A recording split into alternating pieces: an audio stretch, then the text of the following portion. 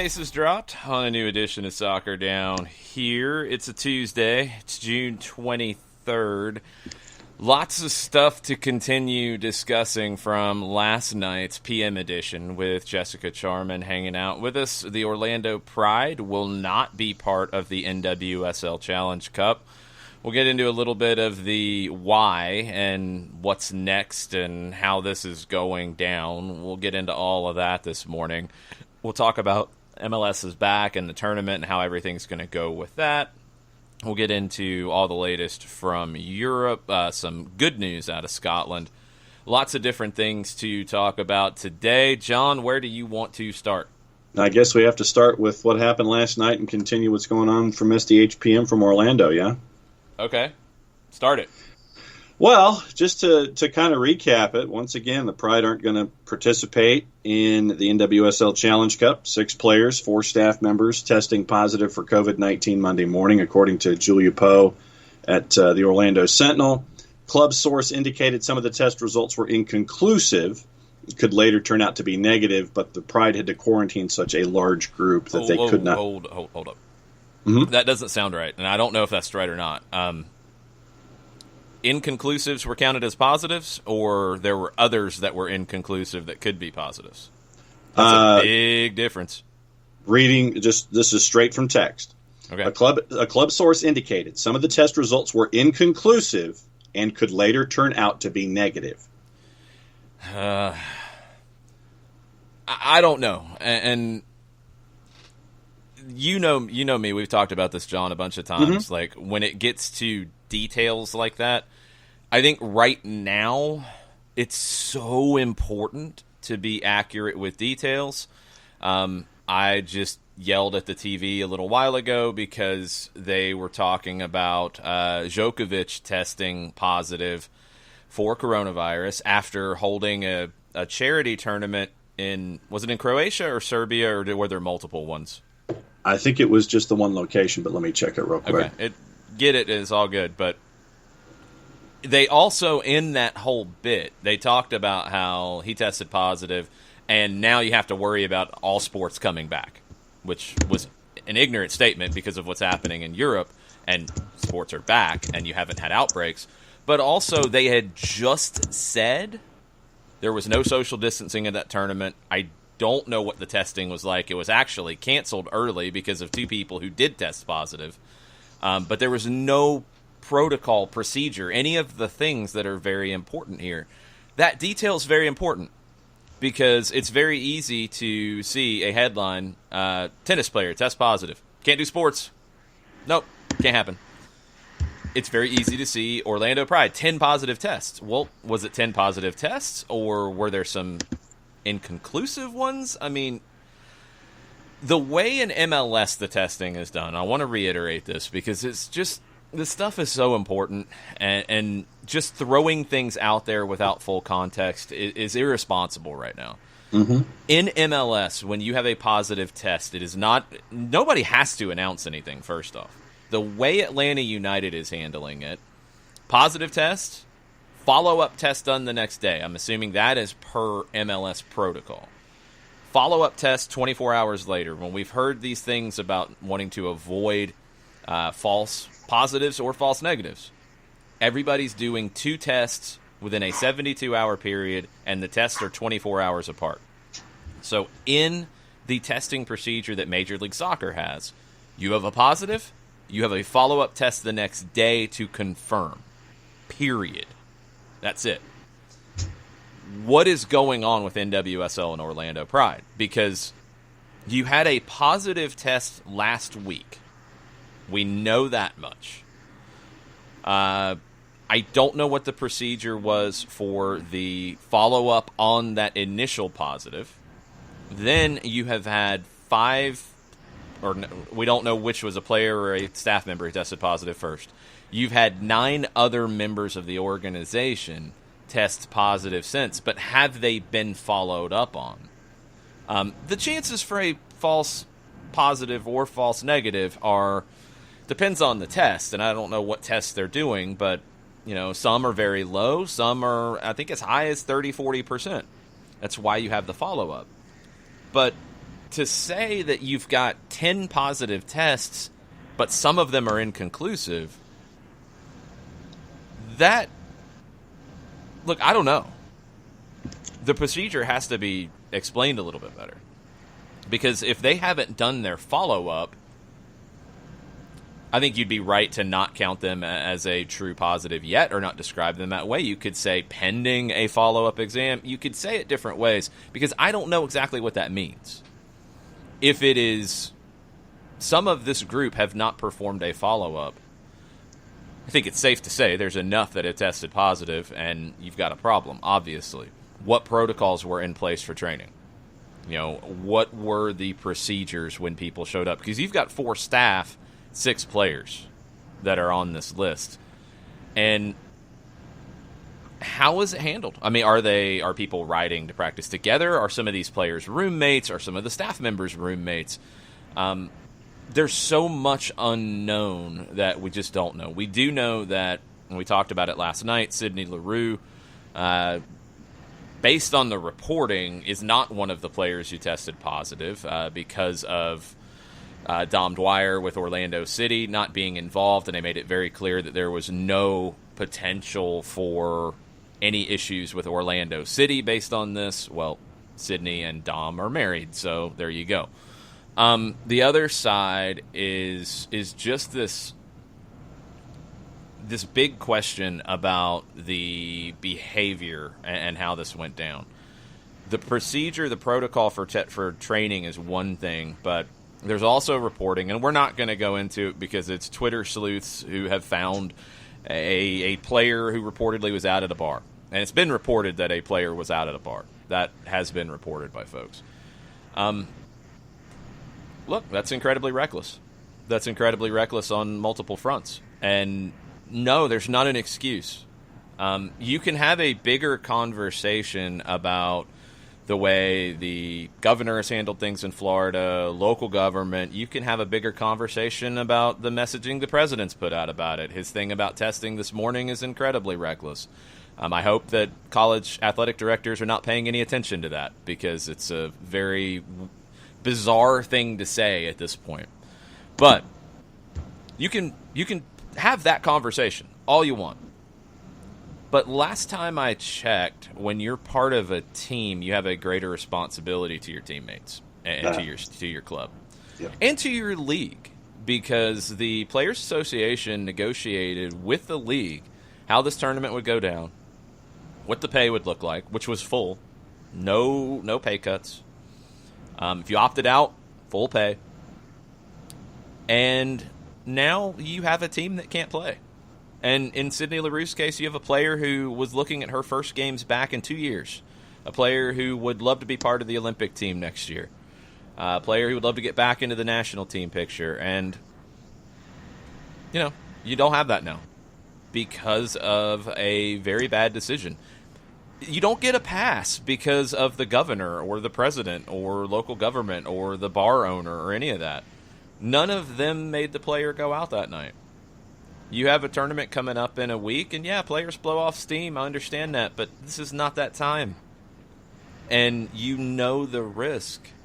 So there's no excuse. And I'm kind of blown away by how many people in the soccer world are trying to give an excuse. There's no excuse. You put players at risk. You put your teammates at risk. You put your team staff at risk. I mean, look, we know that on the Orlando Pride, you have players with young children at home. On the Orlando Pride, you have a player who has recently recovered from breast cancer. Mm-hmm. And you put them at risk. There's no excuse for that. The governor didn't tell the player or players to go out that night. The president didn't either. We are responsible for our own behavior, and we have to be right now in light of some of the other things that are going on, bigger picture, that are outside of our control. We have to be careful, and especially when you have a responsibility to people that you are going to be sharing a soccer field with, and you're not going to be social distancing, because you've got players who are working extremely hard for their career to make the best of this tournament and to play well because they have that professional pride. And a reckless decision has taken that away. And it hurts the league. You know, I mean, it's a bigger responsibility. It shouldn't be, but it is. It's a bigger responsibility because the NWSL had to find a way to get on the field. They might not play anymore this year, and that's been pretty well established unless something changes with having large crowds in the stands later this year. They're not going to play anymore. This is the season. And now you've taken that away from one team, and you've affected a tournament that the NWSL is doing because they need to on multiple fronts. You had just signed a deal with CBS Sports. You need to give them content. You have new sponsors that you need to keep growing. You know, for an NWSL player, for an MLS player, for a USL player, it is a different conversation than a NFL player. One NFL player doing something reckless is not going to potentially hurt the league. One NWSL player going to a bar during a coronavirus pandemic does do damage to the league. You're taking a team out of the tournament. There's no excuse. And if you want to have that conversation, it's a separate one. You cannot tie the two together. I think it's not fair to do that. Players and people can make their own decisions, and they need to make the right ones right now. As we've said with the Atlanta United positive tests, you know, you're going to have people catch this. I think it is foolish to say that you can do absolutely everything unless you are able to not see anybody outside of your household, not leave the house, not have to, well, I mean, you're going to have to open the door for food at some point.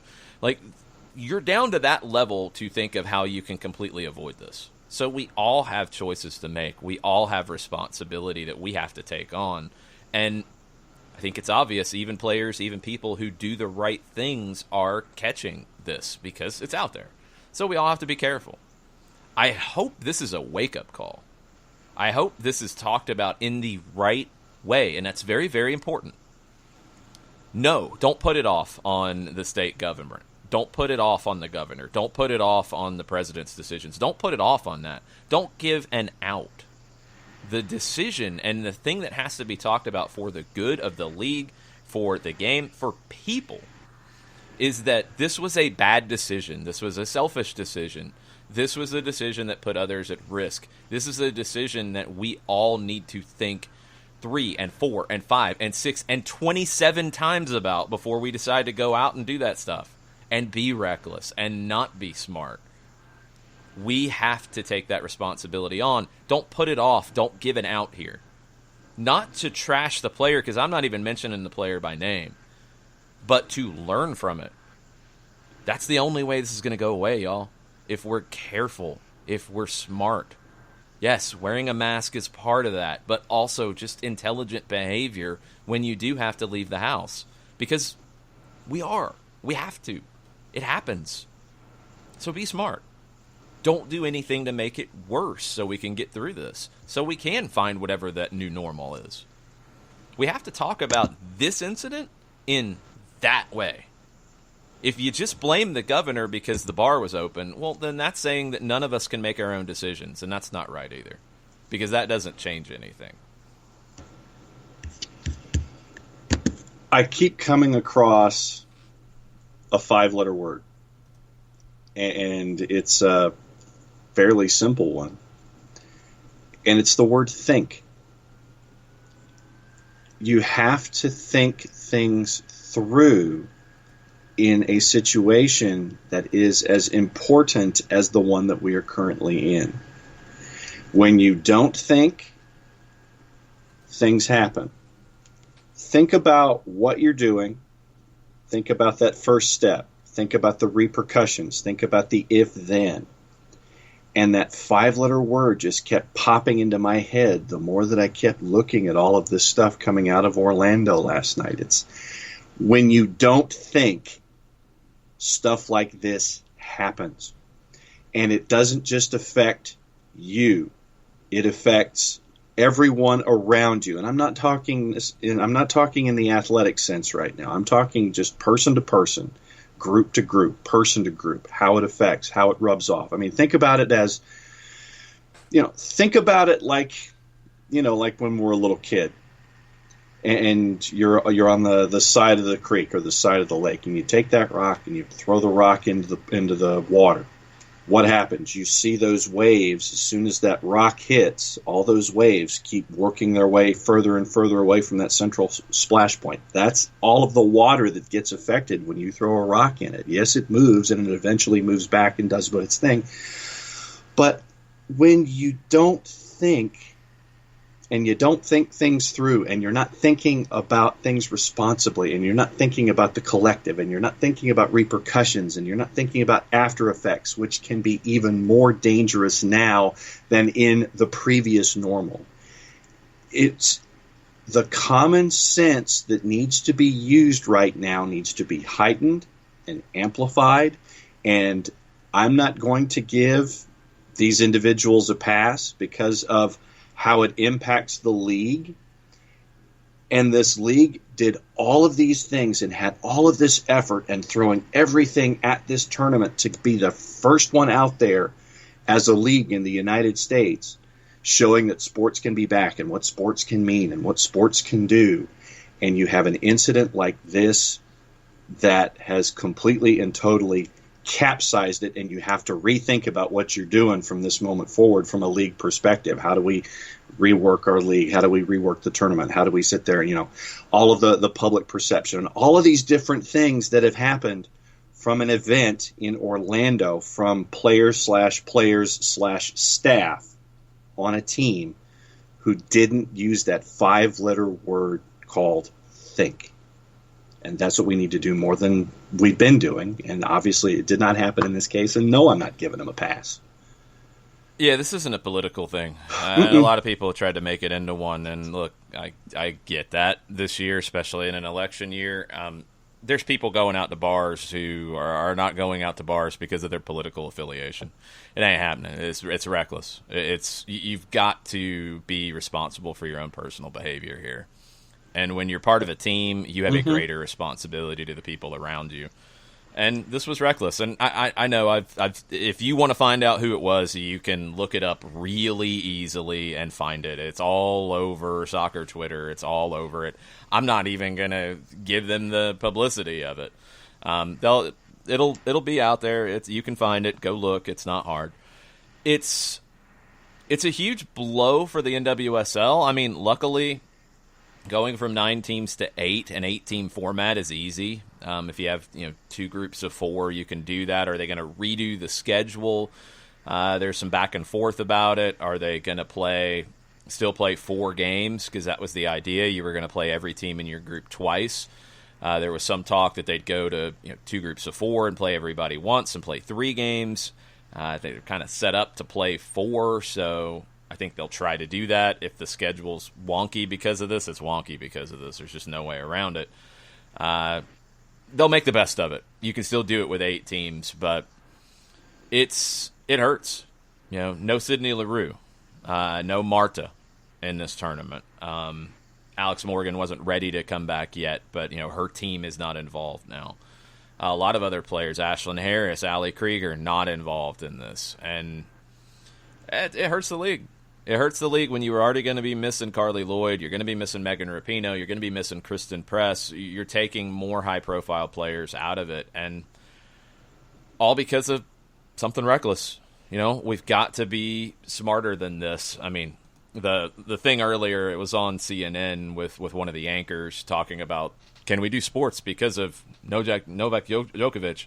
Well, tell Djokovic and his staff not to have a party at a Croatian bar, and maybe it's okay. Same thing. Just being reckless and putting people at risk. That's what it comes back to, is putting people at risk. Now, here's the next step, because this was the other correlation that people were making was, see, Orlando Pride, so you can't do the MLS tournament in Orlando. Well, a couple things, and we'll reiterate them again. We've talked about them over and over again. You're not going to the tournament in Orlando to go to the local bars. You are going to a tournament that is in a bubble environment. When you arrive, you are doing everything possible not to interact with anybody from Orlando because you're trying to be careful, because you're controlling your environment. You don't have to dap it up with the bus driver. You don't have to hang out with the front office staff at the hotel. There are things that are in place to allow people to get into the bubble and be safe. Why do you think Orlando City, the team that lives there, is going into the bubble on Thursday? To ensure safety. Because there is more risk if they are at home. This environment has been created for safety. And that's what it's going to do. So just because a player for the Orlando Pride or players was reckless, went to a bar and then shared an infection with players on her team and staff on her team, doesn't mean that you can't have an MLS tournament in a bubble, in a protected environment in Orlando. They're two different conversations. Don't lump them together. It's different. It's different. You still have to be careful. And a couple things to update that we've learned about the MLS's back tournament. The hotels that are involved are not Disney owned. They are on Disney property.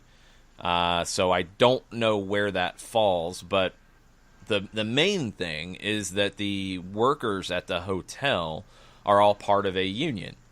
MLS can't come in, or the NBA in their case, can't come in and say, you have to test. That's not how any of this works. But they can say, and the hotel can say, you will be in PPE when you would have any potential interactions with players. And, I mean, that's the way I think when I go to the grocery store. So you're going to do the same thing. If you're at the front office or if you're at the front desk, you're going to have a mask on. If you are the cleaning crew, you are going to have a mask on. All of those things are there for protection. That's the whole point here. So don't fall for that one either. It's a bad look. It is not something that you wanted to have that all over the Orlando Sentinel today. But that's where we are. This should drive home how important it is to be smart, to be careful, and to be responsible. And I hope that it does. I hope this doesn't turn into a finger-pointing exercise and a run around with our hands in the air like Kevin from Home Alone freaking out. I hope this is a thought-out response to this, because it's very easy to break down how it happened, why it happened, and what can be done to prevent it in the future. Katie Weaver's in this morning, and in addition to wanting to hear our thoughts on what was going on, she says, while I generally experience some schadenfreude when dumb stuff happens to the men's side, I hate it for these women who, as LaRue said, work their asses off and now season over. I hate it for Sydney LaRue. I hate it for Marta. I hate it for Ashlyn Harris, Allie Krieger. I hate it for the veterans on that team that reportedly are not very happy about the situation. I hate it for them that there's not a way for them to play. I hate it for the players who were doing their jobs and were taking this seriously. Absolutely. It's a bad thing for the league. I hate it for the league. I hate it for CBS. I hate it for the new sponsors. I hate it for the message that it sends. This should not be the conversation. This should be a celebration this week about the NWSL playing this weekend. Should be a happy time, not this. And it's all down to, bad decisions. That's what it comes down to. And that's going to happen more and more. The LSU situation, reportedly down to a party. We've got, the number one tennis player in the world who was having a charity tournament, gets sick, others get sick around him, down to a party. Orlando Pride, down to a party. We can connect those dots. It's not that hard. When a disease is easily transmitted through being around people, well, you figure it out. Mm-hmm. You mentioned Tony Presley. And for those not familiar with Tony, she was the player that Jason mentioned who had beat a breast cancer diagnosis that she got in the middle of the 2019 season. And I don't know, maybe it's just me getting older in addition to all of the players on the roster that you hate it for, but someone, like a Sydney Leroux, who's, now a mother, someone like Tony Presley, who has come back from a breast cancer diagnosis. It's these kinds of things that I keep going back to my 5-letter word of think. Think about what you're doing in these situations, who you can impact, and it may not be just that person that's right there next to you in that given moment, but keep thinking about steps and steps and steps going forward. It's not that it may not be that initial, if I could get my upper plate to work this morning, that may not be that initial contact, but then keep working your way out into circles, and it can go deeper and further impact from there. It's just that 5-letter word, and it drives me crazy when people don't do it these days. Now's when you got to do it more than ever. North Carolina Courage roster announced for the event, and no major absences on opting out. Merritt Mathias is on the disabled list.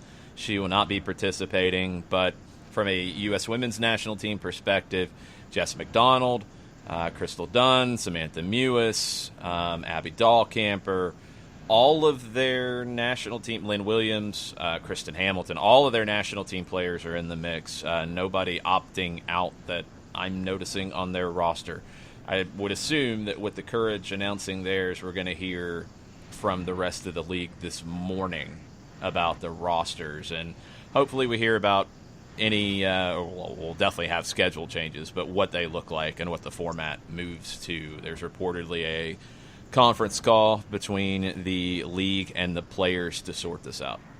I think Meg Linehan, briefly in a one-liner on her Twitter account this morning, did say that that was going to be the anticipated element, where you're going to see rosters and schedules later today. Yeah, but we're seeing that trickle out now. With the trickle out now with North Carolina Courage, anticipate the rest. Yeah, we got it.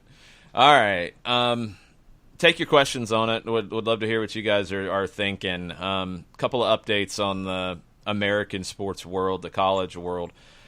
It's all over the map on the college side. I mean, we talked about Clemson. Kansas State had an outbreak. We didn't mention them yesterday. Notre Dame had 1 positive among 91 players that were tested. Wisconsin had 2 out of 117. Iowa had 9 positives out of 40 tested. 40 tested, why are you testing 40? Like, this idea that some teams are testing half of the team and then testing the other half later, that makes no sense. 3 schools, I believe it was LSU, Kentucky, and Arkansas, were not testing people coming in, but were testing for antibodies. They mandated antibody testing, not PCR testing. And the response that I saw in the Washington Post article about this was, that makes no sense, because it doesn't. Because Kentucky released an announcement about, we had 6 people who tested. How'd they word it? They worded it in a very specific way to try to make you think that they had some positive tests and now they had none. They didn't test. They had 6 who tested positive for antibodies. So they've had it at some point, and they have antibodies in their system. That doesn't tell you anything. Like, that doesn't help you in dealing with the spread, which is the whole point of all this. The NCAA has got to do better. I wonder if the NWSL will announce more changes or any changes to their protocols and all that. Once they get into the Utah bubble, I think they'll be fine, but will they amp up the testing just a little bit more? I think they need to be a little more specific about it, at least. Is it 3 times a week? Is it twice a week? Is it, once a couple days after a game and once 24 hours before a game? We need to get that kind of detail now, and that stuff's important. On the MLS front, Cincinnati, who is in Atlanta United's group, a couple bits of news on them. They're leaving to go into the bubble on June 29th.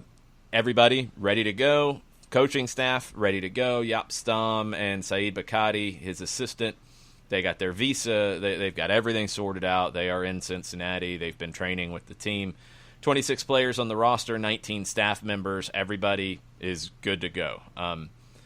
Couple things on them roster-wise. So that allocation spot, The Leandro Gonzalez Perez to Miami move has not been announced officially yet. I would assume whenever MLS says the window's open, it'll get announced then. Cincinnati's number 2. They're next in line in the allocation order spot. Gerard Nijkamp, their general manager, said something is happening. And he said, our spot is valuable for clubs, so let's say we are working with another club on that part. So stay tuned. He also said that Jurgen Locadia, they got the loan extended for a full year. It was a 6-month loan. Obviously, he's only had a chance to play in 2 games. He won't have any more before the loan decision was up. So they got it extended. He's got a full year before they have to make a decision. But also, if Locadia plays a certain number of games, there's an automatic trigger for a permanent transfer. So you would assume that this is one of those not loan with an option, but loan with an obligation. And it's also not going to be a $10 million transfer fee, which was the original. Nijkamp said that they were able to negotiate a discount.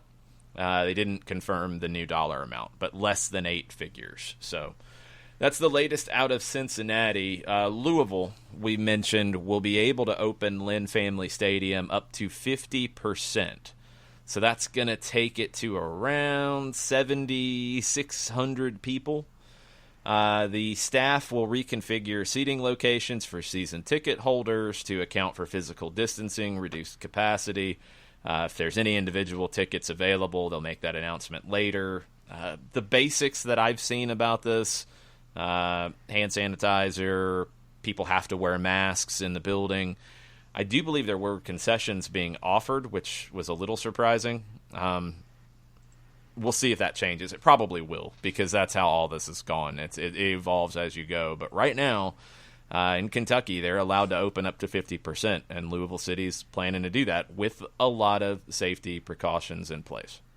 I think I vaguely remember going through the USL protocols, and food had to be individually wrapped. It couldn't be in a mass production element on site. If you had certain food, literally it was in its own individual cases. And so I think that's what triggered into my head when you were mentioning concessions on site. Yeah, and that's possible.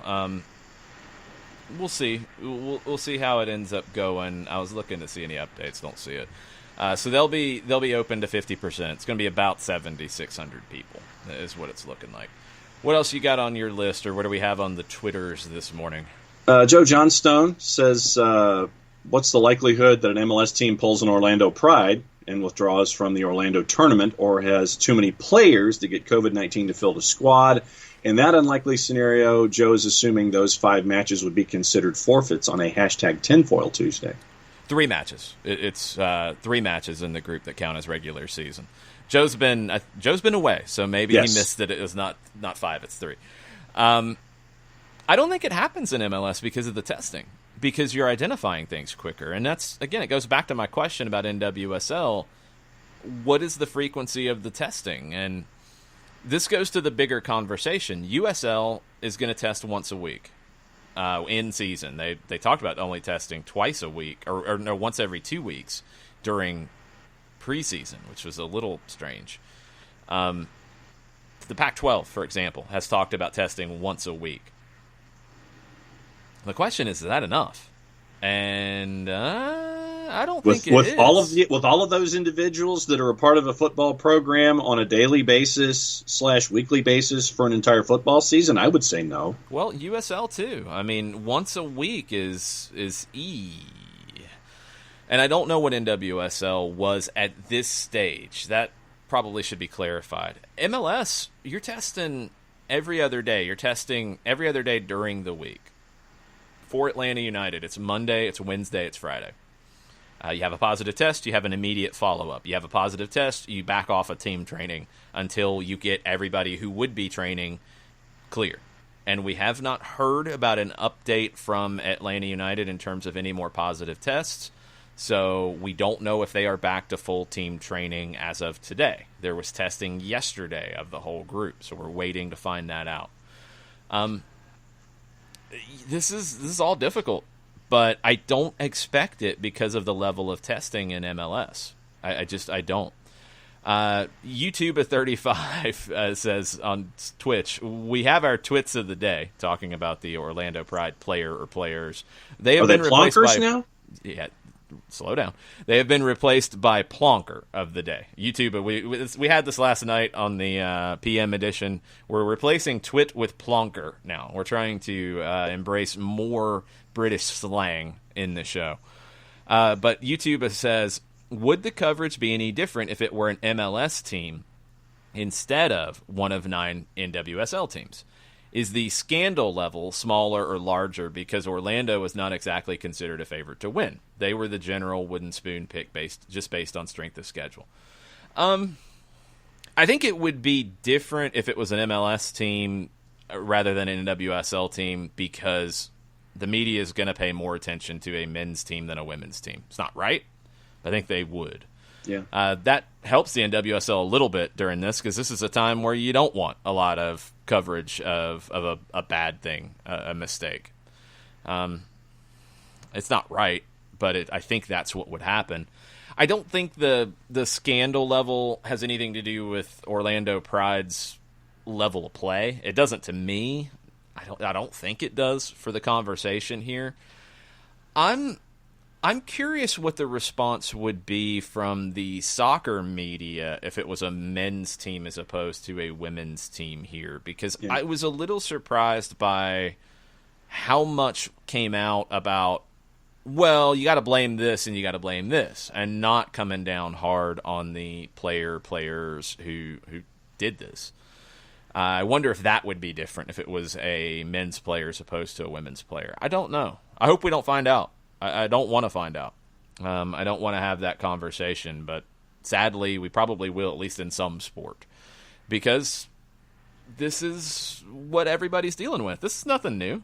I mean, any group of people that you interact with, anybody you know, people are weighing these types of things. Do I go out? Do I go have dinner? Should I go hang out at this place? Well, there's a lot of people around. Does that make me uncomfortable? Like, all of those things are what we're all dealing with. So this is a human decision, and it was a bad one that was made, and it put people at risk. And now people are asymptomatic. That has to be understood, and that's the good thing about this, is the people who have tested positive are asymptomatic, but you don't know. You don't get to say, well, I'm going to go do this, and I'm going to go be reckless because I need to go have drinks with my friends, but I'm going to make sure that the only people who get sick are going to be asymptomatic. It's going to be okay. They're not going to feel a thing. You don't get to make that decision. You don't know. Somebody could have an undisclosed illness, and that's the thing when everybody jumps on the whole thing about having conditions that lead to this, like, oh, well, it's only people who are old, and it's only people who have, underlying conditions that lead to this. How many times do we hear about somebody in sports or life or anything who gets sick or worse, and they didn't know they had anything? Perfect health. It happens all the time. Mm-hmm. So you can't be running around saying, like, oh, well, it's only these people. Well, you might be one of those people. You don't know. It's crazy. We just got to be smarter. Yes. Bernd Dursberger on Twitch says, is MLS under the same rule as Bundesliga as it concerns players effectively quarantining while practicing in home markets? Bundesliga rule number 1 for distancing, no contact with public. Rule number 2, remain in your house. I don't think it's as hard and fast as a rule, and maybe it should be. It obviously wasn't in NWSL. I think it is an expectation, and that's what has been said with the Orlando Pride, is they talked about these things. Well, it obviously didn't work. I hope this is a wake-up call, and not just for NWSL, but for MLS, for NBA, for NFL, for Major League Baseball, for college athletics, all of it. That's why this needs to be talked about this way. I think the easy thing, if you're just looking for a headline, is to say, oh, sports bad. Sports bad. See? Sports bad. Mm-hmm. No, this is actually an opportunity to learn and educate a little bit. Sport's not bad. Bad decisions are bad. Period. And last time I checked, if you are, a CEO, if you are a manager at a retail store, any job you can imagine, you have the decision to make about going out to the bar. Period. That's not an athletic thing. That's a life thing. Personal responsibility. It's just, but everybody can make that decision. Like, It's not like these players had something special because they're athletes and were able to go to the bar. No, they just went to the bar. Anybody can go to the bar. This is not something that is sports specific. Everybody has to be careful. Everybody has to be smart. Everybody has to do the right thing here. That's what needs to be talked about. Luckily, nobody's gotten really sick from it. That's a good thing. And yes, the risk is lower the younger you are. And if you're in great health, the risk is lower. We know all that. That's great. But you can't control who gets it. That doesn't mean you can go out and act recklessly. We are seeing more young people test positive. That's absolutely happening. We know that. Luckily, and we'll see over time, you're not seeing yet the corresponding jump across the board. We are seeing it in some places, but across the board in terms of hospitalizations. That's good. Hope we continue to get lucky. I don't know how good our luck is at this point. I don't want to keep testing it. So the conversation here has to be about personal responsibility, personal decisions, not sports bad. Because you are seeing in the Bundesliga, luckily in Germany, and I think this is probably down to German culture to a large degree, you put in a rule about no contact with the public, remain in your house, it's working. You're not seeing... maybe they just haven't reported it, but nobody has talked about a positive test in Germany, in the Bundesliga, since they started, right? Yeah, I haven't heard anything. Correct me if I'm wrong there. I have not heard about one. I haven't heard about one in the second division either. Yeah. We've had one or two here and there in the Premier League, as now they've got a week under. Is one more positive yesterday. 1,829 tests and one positive. One positive. We've had a few more in the championship. That will hopefully get sorted out, but haven't heard about anything in La Liga or Serie A yet either. So you can do it, and hopefully that responsibility to your teammates can be a big part of driving the proper behavior to do it. And if it's a rule, I don't know how the Bundesliga can police that rule unless somebody tests positive and then you find out that, yes, they were hanging out at the bar or they held a party or whatever. MLS should, if they can make it a rule, maybe they can't because of the collective bargaining agreement. Maybe you can't control the players' behavior to that degree. It'd be the same for the NWSL, but it would be an unwritten team rule if it was me because this is where we're at. Michael Head, tweet of the day is the Pride well done ladies way to set the bar low. Yeah. Plonker of the day. Maybe there are plonkers, but there's definitely a plonker of the day, that's for sure. I have to figure out the end of that to make it alliterative. I think the end of just what? Plonker of the plonker of the program, something like plonker that. Plonker of the day. Okay. We don't need to make it alliterative every time. It's okay. I think I found your phrasing when you were mentioning the University of Kentucky and how they UK Athletics. This is from our friends at Kentucky Sports Radio. UK Athletics provided an update on its return to campus. In it, we learn 106 student athletes have been tested for COVID-19 antibodies and cleared for participation. Of those 106 that were tested, 6 tested positive for a past infection. Okay. Yay. I mean, that's good that 6 players out of your group have some form of antibodies. That doesn't tell us anything about the potential for people testing positive. Kentucky can't answer that question because they're not testing anybody. I mean, it's just college sports have to do better here. They have to do better in a big way, and we will see if they can figure that out. Let's see. Oh. Yeah. Calcio Mercato, which is Okay. based out of Italy, has a report in Italian, and that's what Google Translate is for. Google Translate. Even though I took a quarter of Italian in college, I really don't remember much of it, and it was very basic. The stuff that looks like Spanish is what I know.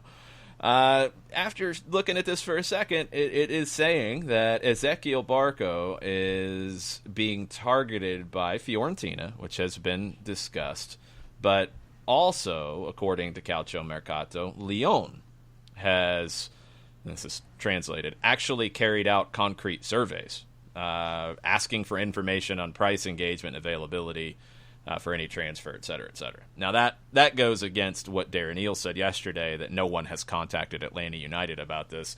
Ezequiel Barco said that people had contacted his agent, and he specifically mentioned Fiorentina and Ligue 1. He didn't say a specific team.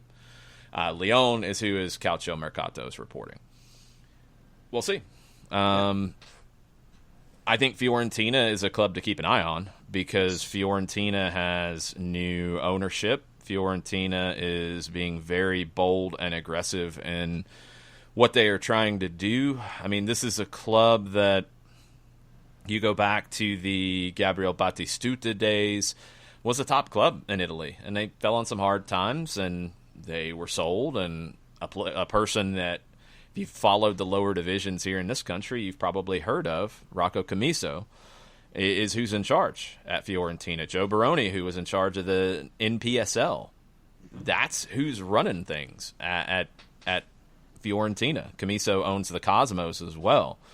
Cosmos fans are not exactly happy about being pushed into the sidecar of the Rocco motorcycle trip. Well, they're going to spend, and they've got the money to spend, and they're doing things in terms of the training facility. Like, they're really trying to upgrade. So Fiorentina is trying to make a splash, and they're willing to spend money. You have to keep an eye on them. Lyon is a club that, look, they're missing out on Europe next year, but that's not who they've been. They've been in Europe consistently. This is not a small club. This is not PSG in France, but this is that next tier who consistently go to Europe. So Fiorentina is trying to get to that tier. They've been there before. They're trying to get back there. Lyon narrowly missed out and filed every lawsuit they possibly could to have an opportunity to do it. The French league was stopped early. They didn't get a chance to do that. They're trying to upgrade.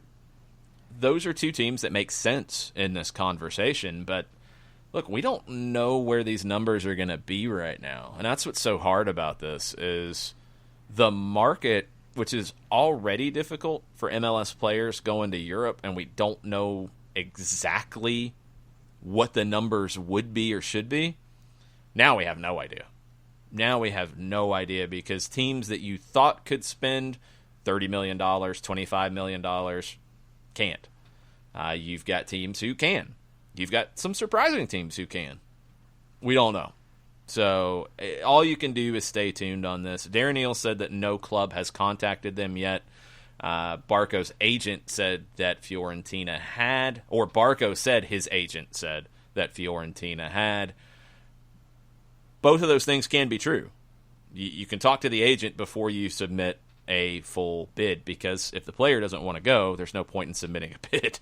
Yes. So we'll see how all this plays out. Barco was a player that we thought could be in the window this summer before the season started. I thought you'd want to hold on to him until the end of the season, like they did with Miguel Almiron, as much as possible.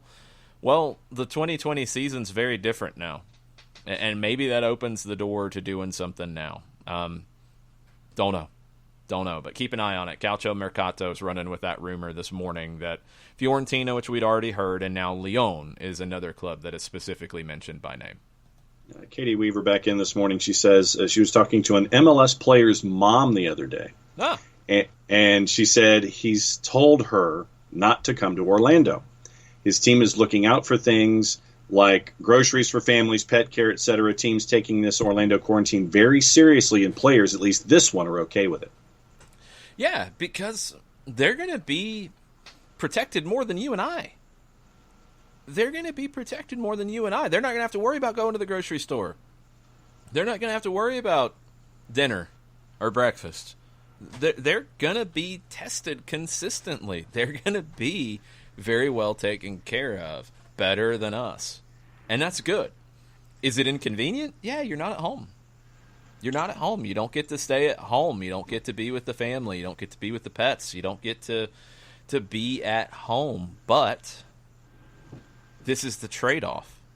You know? I mean, responsibility has been the buzzword of the day. You know, that's part of all this. You know, when you are a professional athlete, Charles Barkley will say you're not a role model. Disagree. I think you are. You don't have to be. You get to live your life. But yeah, you have a responsibility. And this is part of it. This is a crazy season. It's good for the league, the teams, and the players involved to play. They're creating a system that makes them as safe as possible, honestly safer than they would be at home. And that's where we're at right now. But yeah, I wouldn't go to Orlando for a fun trip right now.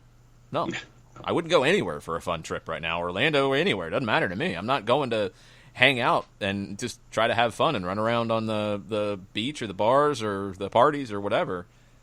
No, that's not where my head's at right now. So no. They're going down for business. It is a tournament, and it's an opportunity, and we'll see how it goes. Yeah, it is a flat-out business trip. Tafka has come back in this morning after Opus Day in the extra time that we had yesterday. Tafka felt like he was beat up a little bit yesterday, and that was not the intention at all. But and Tafka's listened to the show for a long time. He knows where I am about pro-rel and the league and what the right things are. And like I told him as well, I think everything has changed even more because of this. And that does affect kind of where I'm at on it. Just in terms of, is it feasible? Is it the right move right now? I don't think anything risky is the right move right now in that way because of the business side. And anything that different is going to be risky. It's not even about his plan or any plan. It's just from a business perspective right now for any league, you got to be smart and safe because you cannot project revenues. You can't project revenues into next year. I don't think. If I'm doing, I mean, I might have 10 different slides for you because you don't know when you'll have fans in the stands this year. You don't know what level of fans in the stands you'll have this year. You don't know what you'll have next year. I think it is something you have to keep in mind that you might get into next year and not be able to have full capacity. So I don't know how you can project anything. And when you're in that situation, you're trying to do everything possible to eliminate risk. And anything that can risk revenue and amount of money you're going to make, you're going to be careful about it. So that's just because of this current time. But Tafka's got a couple of questions that relate to it that I think are pretty interesting. What you got? First one. Can college soccer ever have a dominant fan interest at the quote-unquote community identity level like we see with football, basketball? And that's his first question. At the level you see football and basketball, no. But have a community fan interest? Yeah, I think they already do in some. I do. I think, you look at the crowds at Wake Forest, you look at the crowds at Indiana. There's plenty of schools. I think Creighton draws really, really well. Some of the schools out in California that don't have football draw really, really well. I think UC Santa Barbara is one that has a really strong attendance with college soccer. I think, yeah, you can. It's not going to be football level, and that's okay. It doesn't have to be. Maybe close to basketball level in some cases. But, yeah, I think it can. And I don't think that's going to be affected by this. College soccer has its place. And I think it will for a long time. Now, the big questions about coronavirus and the impacts on college athletic departments' budgets, again, we don't know. But are you going to see some programs affected? Probably. Are you going to see the season affected in some ways? Yeah, I'm seeing more and more, and it's starting with smaller conferences talking about not playing non-conference games and potential changes to schedules, so stay tuned. But long-term, college soccer, it has its place. It absolutely has its place. So then Tafka's follow-up was, if not, is USL the best vehicle for accomplishing that same fervor at the smaller market level, or should we expect MLS clubs to build giant geographic followings similar to how the NFL has with no need for anything else? And he has a poll for those who wish to participate. I don't think it has to be any of those solely. I think, honestly, the game's better if you have all of those things happening. MLS, we've seen in Atlanta, you have a regional pool. Others don't. I don't think there's anything in place that they can't. Just don't think that they do. And for example, Columbus.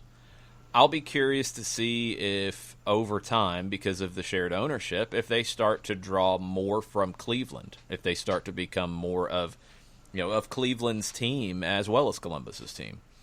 Who's going to grab some of these regions that are up for grabs? Real Salt Lake is one that can be fairly regional. Colorado Rapids can be a regional pool. I think we see it with Seattle. We see it with Portland. So MLS teams, some of them are already doing it. More can. I don't think there's anything that should stop that.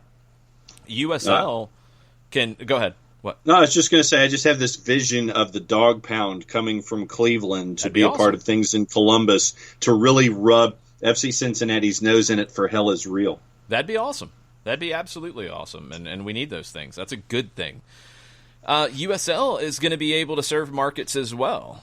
I think we look at it like minor league baseball has been, where, and maybe this is strictly because I grew up here, but if you were a baseball fan in Asheville, North Carolina, you had the Asheville tourists for a long time at the minor league level, and you'd go see those games all the time. Because you could go. It was local. You'd go to the ballpark. You'd buy a bleacher seat. Cool. You're watching players. That players are coming. They're doing well. They're moving on. You get it. You understand your role in the environment. But you're also listening to Braves games on your local radio affiliate. You're watching on the Superstation. You're a fan of both. That's the thing that's so different with soccer, is that there's this mentality that if you are a Greenville Triumph fan, and Chris Ashley will start yelling at me here in a second. If you are a Greenville Triumph fan, that you cannot have a MLS team that you like. Nope, not allowed. Can't do it.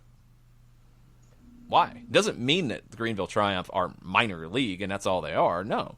It means that you like a team in the top league because they're on national TV more, or they're bigger or whatever, and Greenville is not going to be that team. And you like your local team too. You might go to your local team games more because they're local, but you can still watch and listen and consume everything with a bigger team that's in your region too. Soccer has a mentality against that. And some of that's down to Pro Rel in other countries, because, well, if you are a fan of your local team that's in the 4th division, well, they could be in the 1st division. They're not going to be, but they could be. But they're not going to be. But they could be, so you can't like Chelsea or Arsenal or whoever. I think even that's starting to wear away. And then college is in a whole different universe. College is like a different comic book. Like you can follow college soccer and understand its world, and you can follow USL and understand its world, and you can follow MLS and understand its world. So I think you need all of them. I don't think you want it to be no smaller teams like the NFL, because the NFL, think about football, you have college and the NFL. You have both. NBA, you have college basketball, although its influence is diminishing. Baseball, you have Major League Baseball and then the minors, and you have college going on alongside. The National Hockey League, you have all of the above. You have a minor league system, you have college hockey, you have the NHL. I think you need all of it, and you need people to be able to engage in all of it. What's interesting from a soccer perspective is you have the ability to also engage on the women's side. And you can have a women's team and a women's college team, and hopefully at some point the equivalent of USL for women, a second division for the women. So you can have even more to consume and be part of. All of that grows the game. I think you do need all of it. I wouldn't pick one above the others. Let's see. Developing stories, obviously, out of the NWSL. Houston and Washington have come up with their rosters. We can get to them on the other side of the hour. Daniel Price, who is back. He hears the Columbus Crew may have to make a name change. He saw somewhere there was a petition to switch the name of Columbus to Flavortown. The Flavortown Crew? What do you think? John? Uh-huh. What are you doing? Reading Daniel Price. Do you have any clue what that is? No. You're the plonker of the day. Okay. Have you heard of Flavortown? I've heard of Flavortown. Who is the mayor of Flavortown, John? Oh, see, now you're asking me that. That I don't remember. Oh, no. Oh, no. Holy cow! Oh, no. See, probably when you tell me, I'll sit there and go, oh, yeah, that's right. No, I'm not going to tell you. I can't believe you read that tweet and thought it was real. Oh, no. Oh, no, he just didn't. He did. He did. Why don't you look that one up, John? We're just I going to am. sit here while you learn something today. I am, actually. Yeah. Look it up. Look up Mayor of Flavortown. Oh, Guy Fieri, okay. So. See, this is what happens when I don't watch Guy Fieri, so that's all right. No, don't put it off on that. Don't try to redeem yourself. I'm not redeeming myself. I just don't watch Guy Fieri. Guy Fieri has raised a lot of money for people in the restaurant industry. You cannot diss Guy Fieri anymore. I'm all for Guy Fieri. I don't watch his program. I don't well, you're missing like out. the But muscle anyway, cars. Why don't you try to figure out the genesis of Daniel's tweet? Well, he's the mayor of Flavortown. No, the genesis of it, because there's more to it. What, like his restaurant in Columbus, Ohio? Ay, Dios mío. Daniel, please explain it to him so we can move on. Yeah, please explain so we can move on. Okay. Agreed. So there's a petition. Thousands signed a petition to rename Columbus, Ohio to Flavortown after native son Guy Fieri. That's from CNN. Yes. Okay. Woo! Rock on. Okay. So no, the Columbus Crew are not going to be the Flavortown Crew. Well, what do you want to bet? What do you want to bet that there might be a special kit one of these days where Fieri does something and they raise a bunch of money for restaurants, and it's got Flavortown and it's got the Crew colors. I will bet that won't happen. Oh, come on. No. See, this is what happens when I don't watch Diners, Drive-Ins, and Dives. Is that the show? Yes. It's a good show, actually. Yeah. A Man and His Burgers. It's a show you can have on in the background, and it just happens. And it's one of those that, look, it's easy to make fun of Guy Fieri. I mean, come on. But he's made a cottage industry out of it. Yes, and he's also used it for good. So good for him. I'm not going to trash the guy. Anyway, my mind's blown by how bad this went off the rails. So why don't you try to fix it by talking about Steve Apolinski? I could certainly do that. Steve Apolinski, Apolinski Associates LLC, ranked top 100 legal firms in the state of Georgia, recognized as legal elite by Georgia Trend Magazine for wrongful death and serious injury cases. Expertise of over 30 years, over $40 million in judgment for clients in Georgia and Alabama. A couple different ways that you can get in touch with Steve, who does sponsor everything involving SDH and the SDH Network. AA-legal.com is the website. Second you go, there's a pop-up window, lower right-hand corner. You can have a conversation with somebody, 24/7, 365, or 366. Fire Steve an email directly, steve@aa-legal.com, or give him a buzz at 377-919 to get a free consultation. Apolinski and Associates LLC, proud sponsors, supporters of everything here at the SDH Network. AA-legal.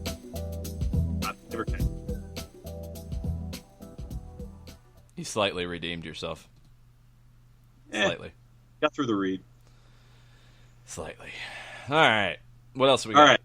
All We have roster announcements continuing to trickle in from the NWSL. Any surprises on these roster announcements? There is no surprise on the Washington side. The 5 members of the women's national team that we know that are attached to said roster are there.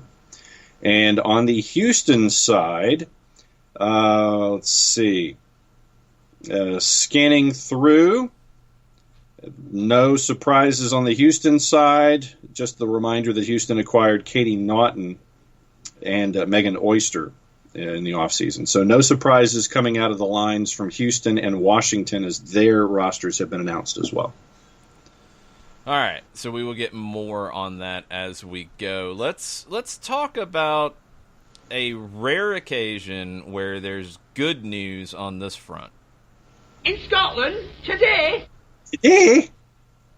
Good things in the Scottish front. Remember our friend James Anderson, who donated a boatload of money to the Scottish Professional Football League Trust.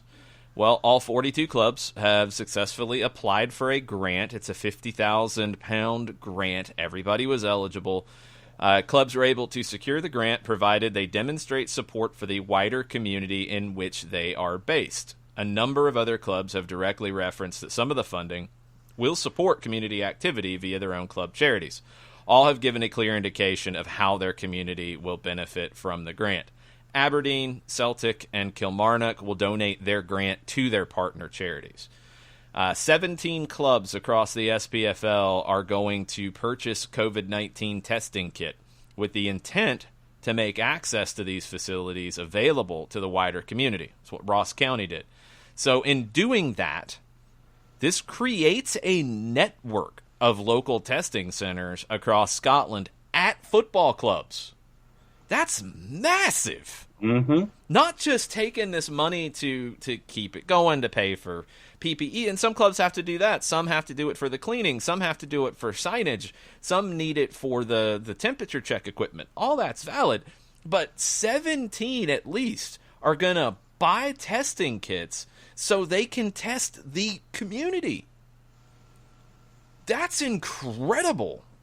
That is absolutely incredible that the game is going to help with this in Scotland through this grant. That's so awesome. A small number of lower league clubs are going to use some of the grant to install in-stadium broadcast systems because they haven't had them before. That's going to allow supporters to watch matches live when the season starts on the basis that they might be behind closed doors. So you see from broadcast system to PPE equipment to signage, markers for what the stadium could look like socially distanced, to temperature check equipment, to COVID-19 testing kit, to donations to their local charities. This money, £50,000 per club that James Anderson is donating, is not just going in to pay salaries. It's going in to better the community and better the community around that club. It's amazing. Absolutely amazing, and I love to see this kind of stuff. Really glad James Anderson created a grant that wasn't just to do payroll, and clubs are going to have to deal with that. But now this is a grant so they can actually have an impact in their communities. This is a grant that's really important, and props to James Anderson, props to the SPFL Trust, and all the teams involved. I mean, you're going to have 17 more testing centers in Scotland because of this grant that are going to be based at the local football club. That's awesome. Absolutely cool across the board. Ducking in quickly, Sky Blue has 3 players not on roster due to injury. Caprice Didasco with a right ACL, Carly Lloyd, which we knew about with the left knee, Mallory Pugh with a right hip injury. So, I hadn't heard about Mallory Pugh. That's a new one. That's another national team player who's out. Yeah, so suffered the right hip injury while training this offseason, reported to the club during a full team training phase of the preseason, but it is no Didasco, Lloyd, or Pugh for Sky Blue. All right, that's another one to keep an eye on. The transfer rumors are really starting to fly across the board, so keep an eye on that. Sergio Aguero could be out for the rest of the year for Manchester City. He is headed to Barcelona to see the famous doctor, Dr. Ramon Cugat. A lot of people go to him for knee injuries, so Aguero's going there to get checked out. really the rest of the regular season doesn't mean too much to Manchester City, but you have Champions League in August that you'd like to have him available for. Maybe more in the plonker category. Rebecca Vardy, remember her? Oh, yeah. Launching libel proceedings against Colleen Rooney. If you remember the Wagatha Christie affair, Yes. where Colleen Rooney basically set up a online sting to see who was sharing stories to the press, and Rebecca Vardy was the only one who could have, based off the way Colleen Rooney set it up. Well, now Rebecca Vardy's launching libel proceedings against Colleen Rooney like a year after the fact. So, like a statute of limitations on that or something? I don't know. I have no idea. She's filed it, so we'll see. On the managerial front, we have a new manager at Middlesbrough. Jonathan Woodgate is out, and Neil Warnock is in. Neil Warnock is taking charge of his 17th club. I know. He left Cardiff City last November after 3 years in charge. They are safe by goal differential right now, Middlesbrough, in the championship.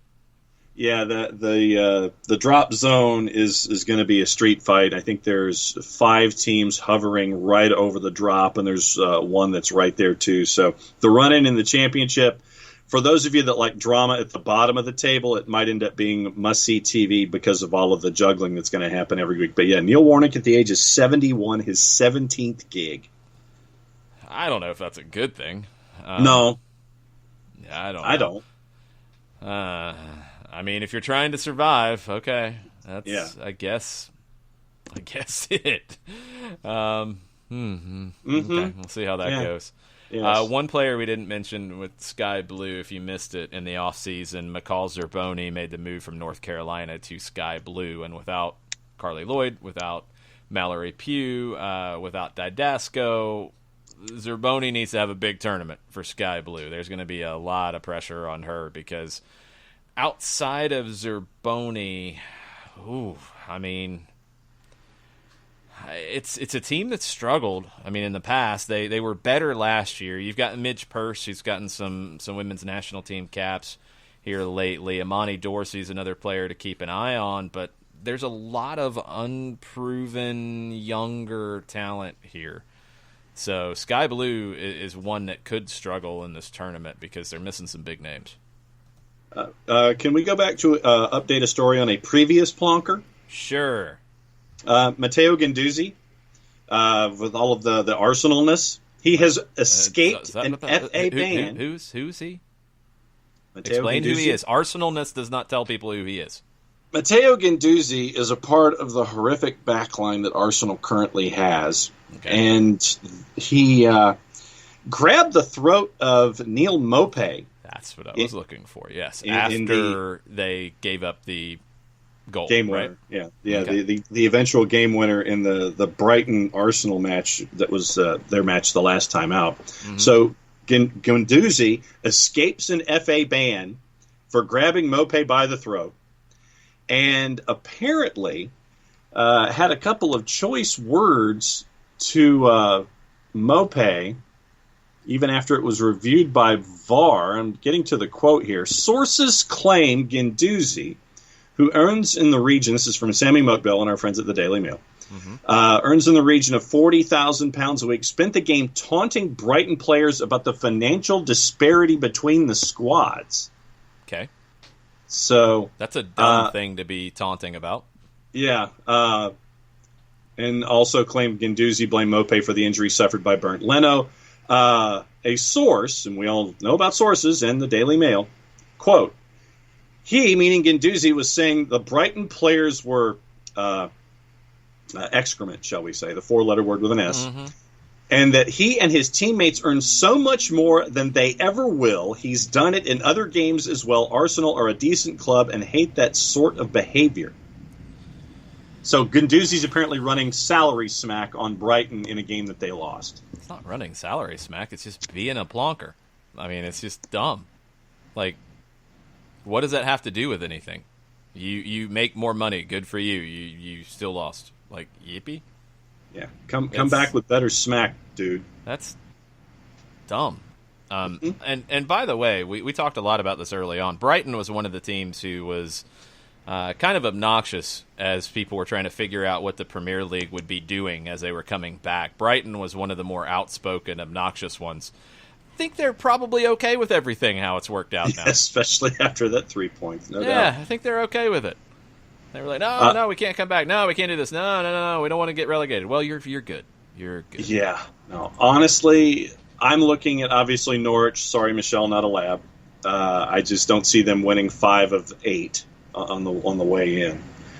Bournemouth right now, for me, I'm looking at them, and I'm torn with that last spot, whether it's West Ham or someone who's right there in that edge. Is someone going to fall into that slot like a Watford? But I'm looking at Villa as my third right now when it comes to the relegation spots.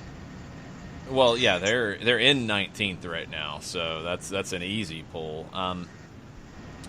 8 games left is what you're looking at. Everybody has played 30. Norwich is on 21 points. They are buried by 6 points at the moment. Aston Villa is buried by a point. Bournemouth has a goal differential that puts them in the relegation spot by 3 right now on the goal differential. West Ham is level on points with Bournemouth. Goal differential is better by 3. Watford is 1 point ahead of Bournemouth. Goal differential is the same as West Ham. Brighton are 5 points clear of the drop right now, and Southampton is 10 points clear and should be just fine. So it's Brighton, one more win, and you're probably in good shape. Bournemouth, West Ham, Villa, Watford, 2 of those 4 are going to go down unless Norwich has a great escape, and it just doesn't look likely. Yeah, Farkas said they needed to win 5 of their last 9. Now it's 5 of their last 8. If the Aston Villa team that showed up last time they played continues to show up, I think they'll be safe. I think West Ham goes into the drop zone. West Ham, to me, is just 0. They're a 0 on offense, but Villa's a 0 on defense. They're horrible defensively. I thought you were saying Villa was going to go down. Who are your 3 that are going down? Right now, it's Norwich, Bournemouth, and probably Villa, but because West Ham, to me, just it's West Ham and Villa, and it changes on a weekly basis for me, but right now, Villa's my 3rd, with West Ham barely hanging on. Okay, I was confused. Brighton tomorrow plays at Leicester, 1 o'clock. West Ham's at Tottenham at 3:15. Norwich is hosting Everton tomorrow. And Bournemouth is at Wolves, and Villa is at Newcastle. So everybody in that group is playing in the next 2 days, and we'll get a little bit better sense of what it looks like at the end of that. Bunch of games on TV because you've got Serie A going, you've got La Liga going, lots of things to keep an eye on this afternoon on NBC Sports Network, on BN, all kinds of stuff on ESPN Plus as well. There's your Fanatis plug for those who don't have it. It's definitely you can get BN a lot of places. It's not a Fanatis plug; it's a BN plug. Well, I'll plug Fanatis. You got me hooked on Fanatis, my friend. Well, yeah, I know, and they didn't give me anything out of it. I want a Fanatis T-shirt. Yeah, really. Community Shield's reportedly being considered as a test event to get supporters back inside the stadiums before the start of the 2021 campaign. Makes sense. Only curtain raiser taking place at all is only viewed at 50-50 due to what is expected to be a severely shortened 2021 campaign. Clubs are reported to be keen on it being played if it helps quicken the return of football in front of fans. It makes sense. We'll see how that comes together. MLS starting to get into previewing the MLS's back tournament. 10 breakout candidates, according to Greg Seltzer. We'll run through these real quick. Breakout candidates in the tournament, so players who will come out of this at a higher, I guess, level of perception than what you're coming into it with. Brendan Aronson on the list. I think Brendan Aronson's already here. Really? Well, I don't know about that, but I think he's a a strong player to begin with. He goes and has a big tournament, yes, but I don't. Because Aronson and Barco are both on the list, and I think both are established. I don't know if this would change it. Gianluca Busio, a little bit different conversation. You're talking about an 18-year-old. You're talking about somebody who looked good in flashes last year at 17. This is a huge opportunity for him to come out of this with a different level of expectation around him. Henry Kessler at New England is a prime example of this. You're talking about a center back who was drafted number 6 coming in. He played in the first 2 games and did well in the first 2 games. He had 14 clearances in the first 2 games. He's going to need to have a big tournament for New England, but he's a guy who has stepped in and surprised everybody this season. That's a perfect name for this list, and he's one to keep an eye on. We talked about the college game earlier from Tafka's question. Guys like Kessler, I think defenders especially, maybe defensive midfielders to a little bit lesser degree, are ones who can really benefit in the college game. It's okay for them to develop a little bit later. And that maybe late bloomer side that you get in the college game a lot, that's where you're going to find this type of talent. I don't think you're going to find as many big goal scorers and big, number 10s and flashy players in the college game anymore. You're going to find a guy like Kessler. You're going to find solid pros to come in. Lawrence Wyke, a prime example, who wasn't drafted and came in and has already been, moved up to MLS. You're going to see more guys like that come out of college these days. And that's good. That's a good place for it. Another one on the list, I think this is a good one, Randall Leal from Nashville. Dangerous winger, Costa Rican. Excited to see what he can do in general, and he's new to the league, so there's really not a book on him yet. Randall Leal is a player who, in this kind of format, you get him in 1v1 situations, absolutely dangerous player. Alvaro Medran of Chicago, another new player to the league, which is, I think, what this tournament's going to do. Look, we had 2 games. It's easy to forget what happened in those 2 games. It's easy to forget the new faces that are on these teams and players who did show well in 2 games. Chicago looked pretty decent in their first 2 games, surprisingly. Medran's a big part of that. I think he's a player that could come out of this. Andreas Perea, player that we talked about the transfer saga with him quite a bit coming to Orlando. 19 years old, young, but he's one of those types of players that Oscar Pereja loves in the middle of the park. Can cover a lot of ground. He can control a game in the middle of the park, even at a young age. And he can defend and get forward. Andres Perea is another one who's young, new to the league, 100% could come out of this and have a different conversation. Ooh, that's a mistake. They added Robbie Robinson to the list of Miami, but he's injured. Unless I'm forgetting something. I thought Robbie Robinson was injured and might be out. We'll double-check that. Sergio Santos for Philadelphia, Josh Sims for the Red Bulls. 2 guys that we did see last year that were, I think, well-regarded, but not stars yet. So, yeah, they could raise their level a little bit. The ones that jump out to me on this list are Leal, Perea, and Busio and Kessler. Those are the 4 that I think are in the best spot to raise the perception of who they are and what they are in this league. I want to double check this on Robbie Robinson now because I feel like I'm losing my mind during all of this. I thought he was injured. Yeah, that's why I'm chasing it too. Yeah, maybe he's back. Maybe I'm misremembering something. It might be.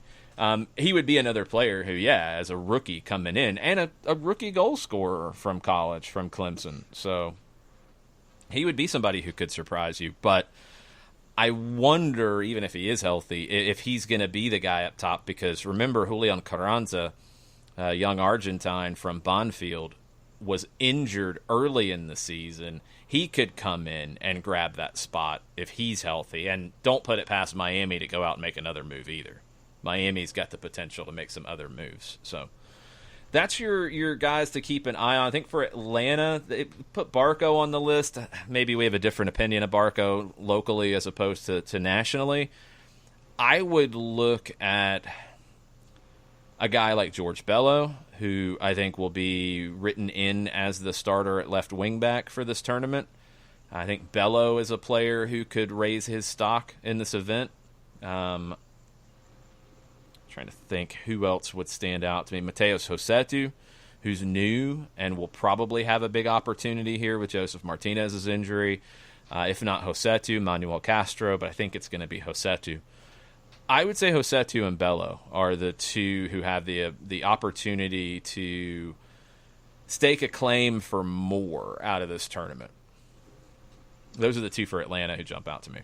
Yeah, no, I like the Busio, and I want to see Aronson continue to evolve. Obviously, the Sun Sentinel on Robbie Robinson, injured March the 7th, exited the game with an apparent knee injury.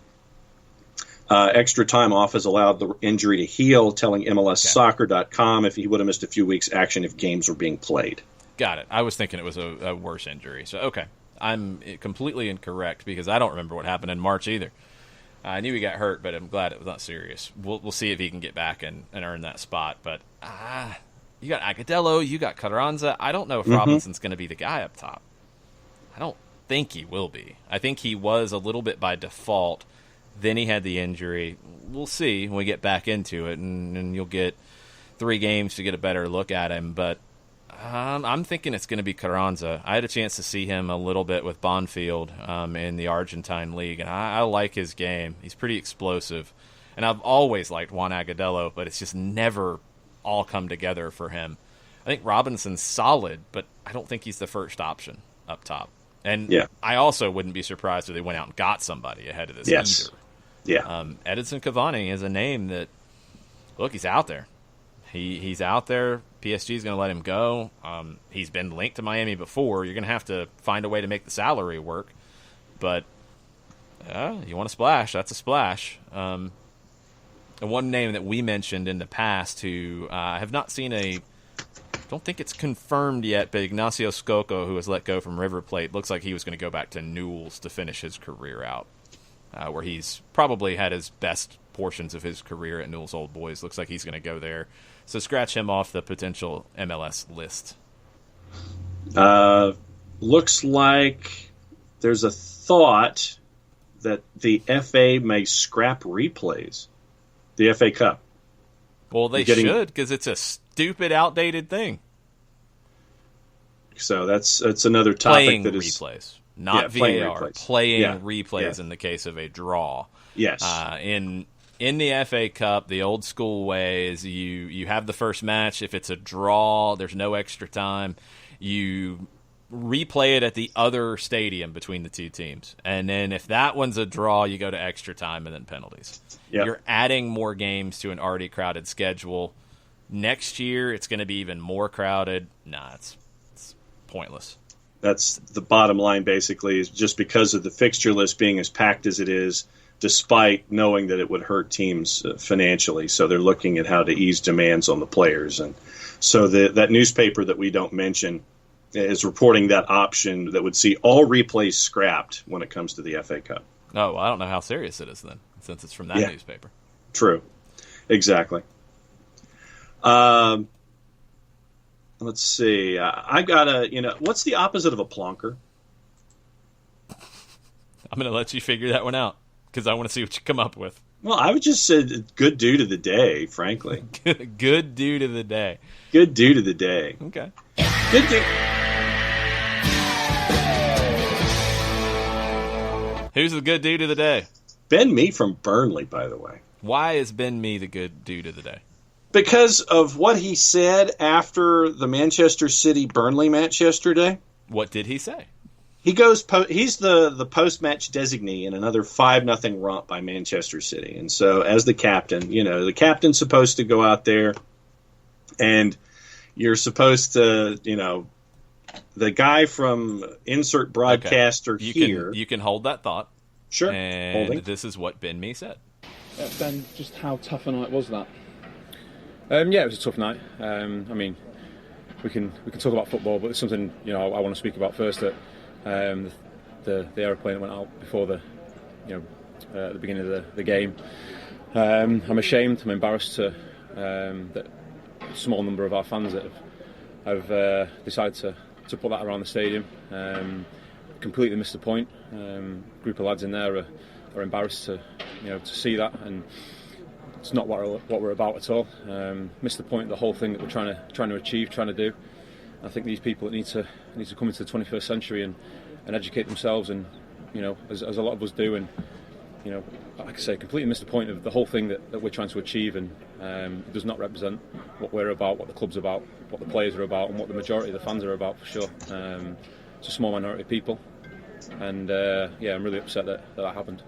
When did you become aware of it, Ben? Did you see it? All right, Ben Mee, after the plane flew over the Etihad to say, "White Lives Matter, Burnley."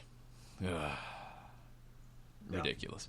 Major props to Ben for that. Yeah, I like that he didn't even want to talk about the game first, and he put a stop to that and wanted to talk about that first, and what that meant to him. Ashamed and embarrassed. They ought to come into the 21st century. That was great. Mm-hmm. Lancashire Police Chief Superintendent Russ Proctor said, quote, "We're making inquiries to establish the full circumstances surrounding this incident. We will then be in a position to make an assessment as to whether any criminal offenses have taken place. We recognize this matter will have caused offense to many people in Lancashire and beyond, and we continue to liaise closely with our partners at both the club and the local authority." It took Twitter detectives about 10 minutes once they figured out the tail on the plane. They started tracking the plane, where it was going to land, all that kind of stuff. But flying morons with a sign behind them yesterday at the Etihad, and props to Ben Mee for being good dude of the day and going immediately into that as opposed to talking about the match. Who's up now? Kristen Press has issued a statement. She is not participating in the NWSL Challenge Cup. The Utah Royals list is in. Everybody else is participating. Kristen Press said, "It is deeply painful not to be able to play the game I love and to watch the broader effects of the global pandemic on our league, sports, and our world. Regrettably, given the uncertainty created by COVID-19, I must elect not to participate in this tournament. I know how fortunate I am to be able to make this choice. I have enormous respect and gratitude for those who do not have the luxury to choose whether to report to work, including our selfless and heroic first responders. I look forward to supporting my teammates during the tournament in Utah." Press is the first player to opt out with no injury involved. I don't know. I don't know even what to say about that, to be honest, because everybody else is playing, and I don't know what uncertainty created by COVID-19 is preventing Kristen Press from not playing, preventing her from playing, and the others are playing. I don't know. I don't know. I don't know if there's more to it or not. I don't know. I'm just not sure. I don't know how I feel about that, to be honest. I mean, you look at it from, I'm trying to look at it from both perspectives. The notion of being concerned in the current environment with the pandemic, but at the same time, if testing procedures are what they are on site leading into it, with travel being there, being a part of the tournament, all the precautions being taken place that are to be taking place. Subject-verb agreement with me this morning is not there. But the idea that if everything's in place for the athletes to be as safe as possible when you're on site for this tournament, and everything that has been going on leading up to this tournament means that everyone should be as safe as possible. And you are as knowledgeable about health, safety, and welfare of everyone around you leading into this tournament. I don't see why you wouldn't participate in the tournament to be there as a part of your team with your teammates. Although I do understand the concern, I would like, more, probably a little more information where she's coming from. Yeah. It's not just that everybody else is playing and she isn't. So far, 5 teams rosters out, and this is the first player out of 5 teams to opt out by choice with no injury involved. I don't know. I don't know. I mean, all the procedures, all the protocols were negotiated by the Players Association with the league, signed off on. You have other national team players who are participating, other national team players who are part of the Utah Royals are participating. Those include Kelly O'Hara playing in this tournament.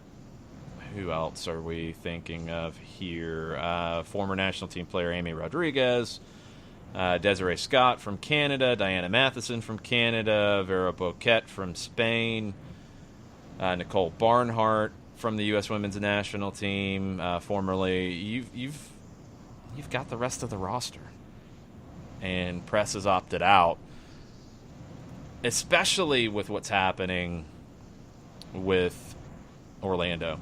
Mm-hmm. And taking some players out, not by choice. They can't play in the tournament. Feels like that's even more of a motivation to help your league out and help your club out and help your teammates out.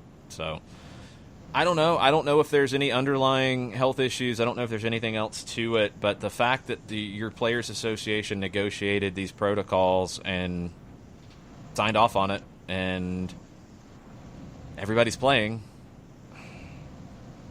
it's not a good look. Yeah. And I feel like there should be more here. If there's more of a reason, and she doesn't have to give it, because again, the way it was negotiated, you could opt out. It's not going to affect your money. She says she understands it. She's fortunate that she has that choice. You can get paid and not go to work.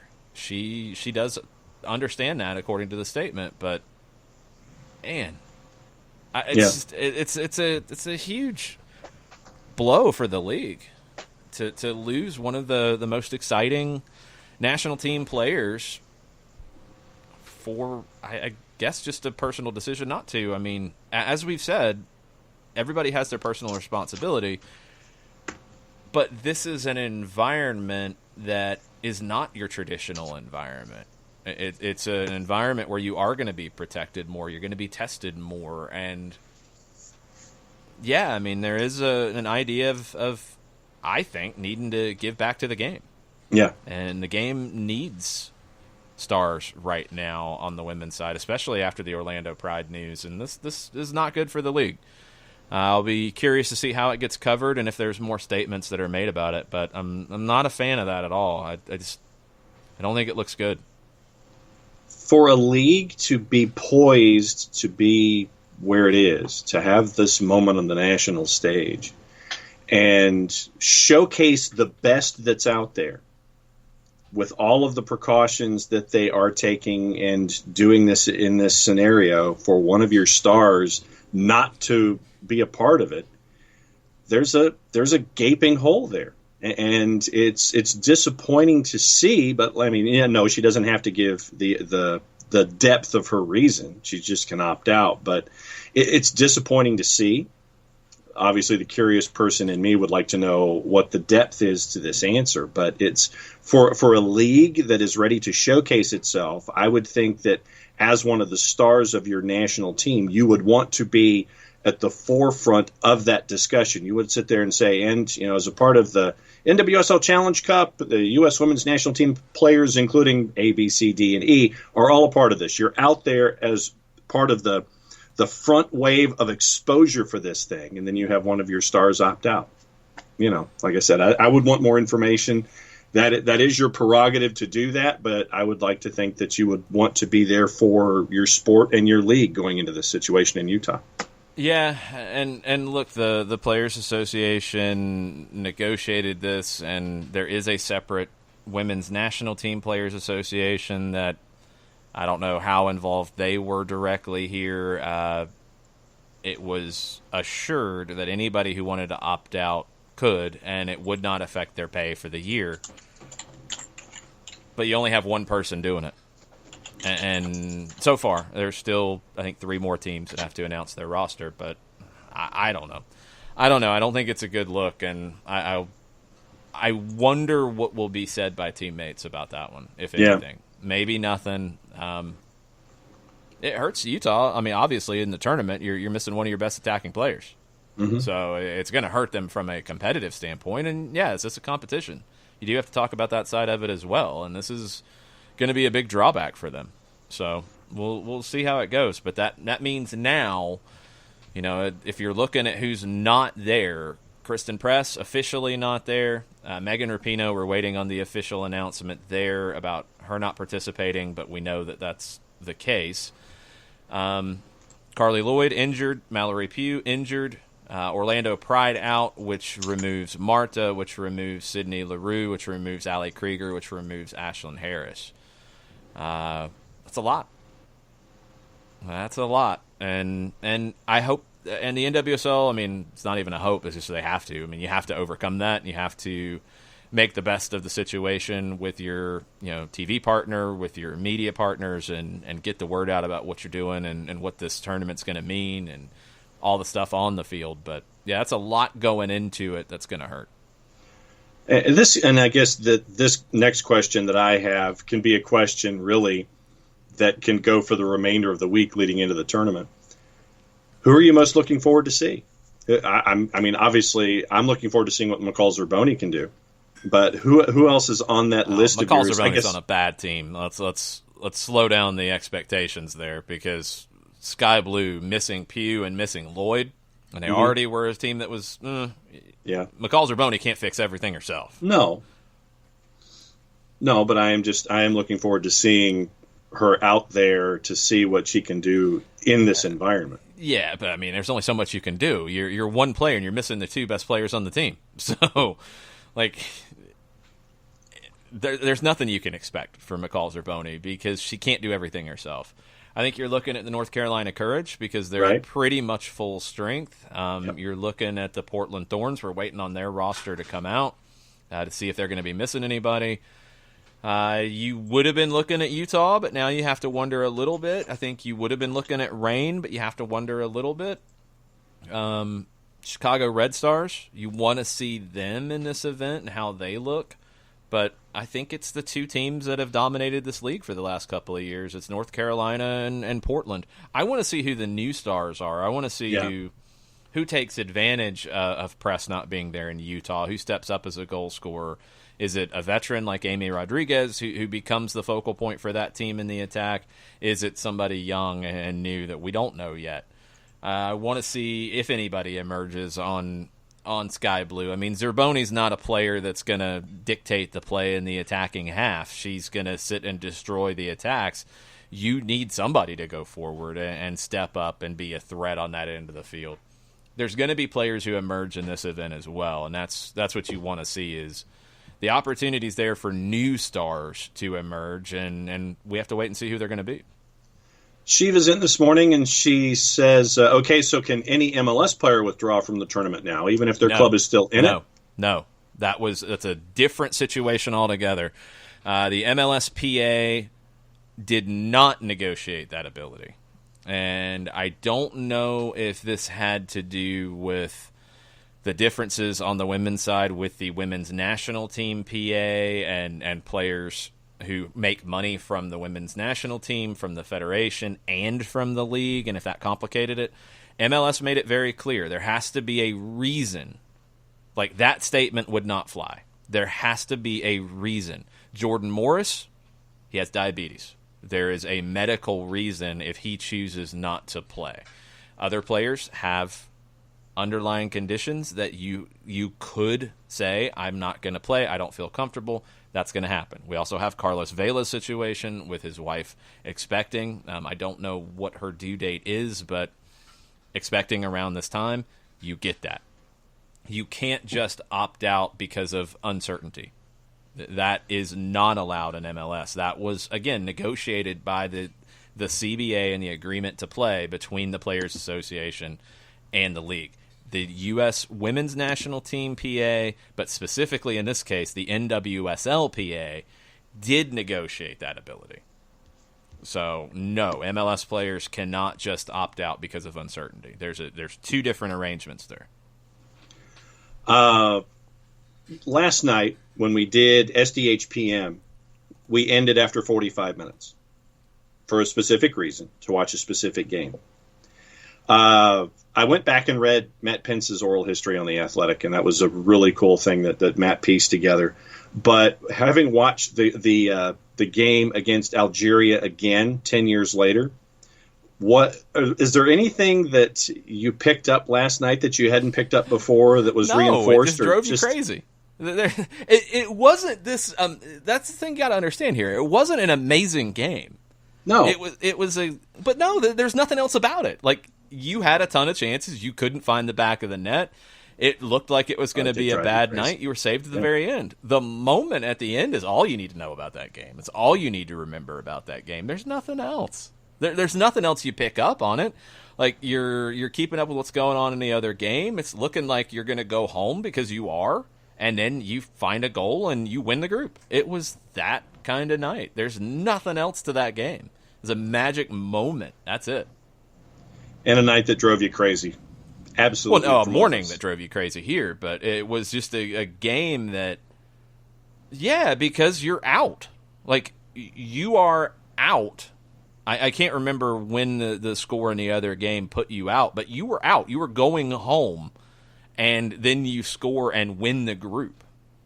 So it drove you crazy because you were about to get eliminated from the World Cup. It wasn't just like, oh, you're going to lose a regular season game or, oh, you're going to lose a game. You're about to get eliminated from the tournament because you drew with England 1-1 in a game that was meh.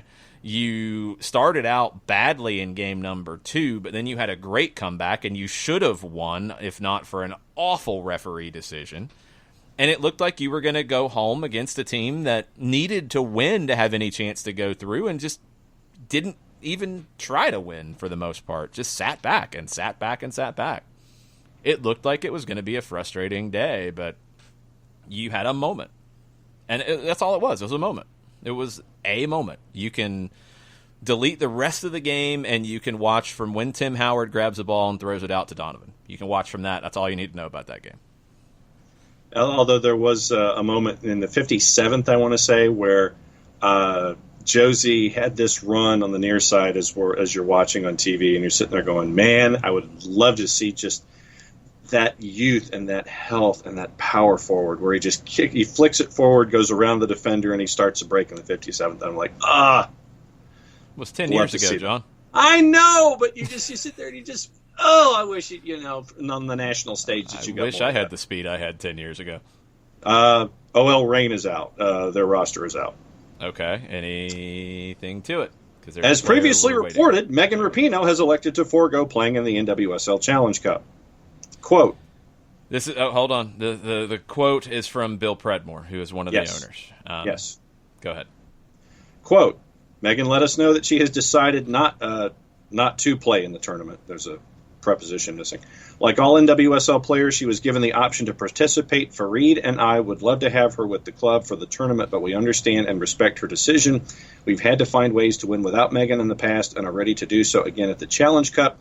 Megan is the only OL Reign player that has elected not to participate in the tournament, so despite her absence, Fareed and I are confident the team has all the depth and quality it needs to succeed. So we'll see what Megan Rapinoe says if she issues a statement about it. Kristen Press issued a statement. This is coming from the owner of the team. We'll see if Megan Rapinoe issues a statement of any kind. I would think that she would, but it's just another opt-out. So there's not an injury or anything else to it at this point. So we got a little bit of this too. According to Doug Robertson at the Atlanta Journal-Constitution, Atlanta United resuming team training on Wednesday. No positive confirmed tests for COVID-19 on Monday. Just to recap the way everything went down with this. You had a positive test on Wednesday. It was confirmed via a second positive test for that player on Thursday. You stopped full team training at that point. Friday was another day of testing for everybody. You had another player test positive, which was then confirmed via follow-up test and announced on Saturday. today or yesterday was the day they come back and everybody does testing again. You had no positive tests, so now you are able to come back to full team training on Tuesday. Players have done the individual training, the socially distanced work. They've done that. That's all you can do while you are waiting to get the all clear. This procedure is very thorough, and this is very detailed, and it's good that we're getting this level of detail and we kind of know where this is going. Both players are asymptomatic as well. Both have been isolated at home, according to Doug, since June 17th, and neither player has been identified, and you do have privacy reasons for that. So that is the updated news at this point on that. Couple comments from Twitch. Bernd Dursberger talking about the bubble. And the Bundesliga. I think players in the Bundesliga understood that to avoid having to go into a bubble, they have to stick to a strict regimen, even if it is hard. Obviously, much more difficult to pull off here with higher prevalence of the disease, and that's absolutely a different factor here. YouTube says, did y'all cover Japan retracting their 2023 Women's World Cup bid last night? We talked about it yesterday. They pulled it, and a little bit more information on that. Thanks for the reminder here. Dan Orlovitz at the Japan Times, it got complicated because of the Olympics being pushed back. And there's still questions about the Olympics next summer, by the way. That's still being debated on if it's going to happen or not. They're not going to push it back again, they have said. If it doesn't happen next summer, it's getting canceled. But the bid committee sensed a change in the wind, according to Orlovitz, after the postponement of the 2020 Tokyo Olympics to 2021, a move which increased the possibility of the world's two marquee women's tournaments taking place in the same country within a 2-year period. Because the women's Olympic tournament's the same teams. It's not like the men where it's a U23. So they didn't want to have Japan host the Olympics in 21 and then in 23 have the next World Cup there as well. Japan pulled because they started to sense that there was a little bit of an issue. Another element to it was they wanted to move the tournament up a little bit from July and August to avoid the notoriously humid climate. And that didn't really help with their bid either. Their bid was rated 0.2 points lower than Australia, New Zealand. But they were right there. It was those two, and then Colombia a little bit further back in terms of the ratings. So Japan removed their bid. It's more than likely going to go to Australia, New Zealand, barring a big change. Japan actually talked about it, that it's a good thing that you have two bids, that neither one have hosted a World Cup. It's a huge opportunity to grow the game, and we'll see how this goes. But yeah, Japan is out as the 23 Women's World Cup host. Yeah, on a scale of 5, I want to say that the Australia-New Zealand bid was at a 4.1, and the Japan bid was at a 3.9. Yeah. So, right now, I think Thursday, I don't know if it's Thursday our time or Thursday down under when the bid is supposed to be announced, but Thursday is when we're supposed to hear. Yeah, they're doing an online vote pretty much. That's all they can do at the moment. That's how they're going to decide who hosts this. Jonathan Tannenwald with a little bit of a joke because of that statement about Rapinoe. As previously reported, Megan Rapinoe has elected to forego playing in the NWSL Challenge Cup. Remember, it was the manager speaking to a French newspaper that was where that report came from. That's it. So I guess it was previously reported. I mean, I guess that's a fair way to put it, but yeah, your manager put that out there. It wasn't previously just spoken, randomly reported. Yes. It was from our manager. A couple of notes. You mentioned the boatload of games today. Our friends at Odds Portal. Yes. Some of the highlights. Leicester minus 164 to win outright against Brighton. Okay, so here, guess Brighton for me. To win. Brighton to win. What do you think? Right, they're on the road, although I don't know how much that actually factors in. Yeah. Hold on. Give me a second. I'm not looking it up. I'm just trying to make sure I've got all the information. Right, yeah. So they're at Leicester. Leicester is in third in the table. What did Leicester do in their last match? Not so great. A 1-1 draw with Watford. I'll say the number is like plus 400. Plus 512 for Brighton to win outright. Yeah, it's close. It's not a bad number. Italy, Spal and Cagliari, they're leaning toward a draw there on that one. Napoli minus 105 to win against Verona in La Liga.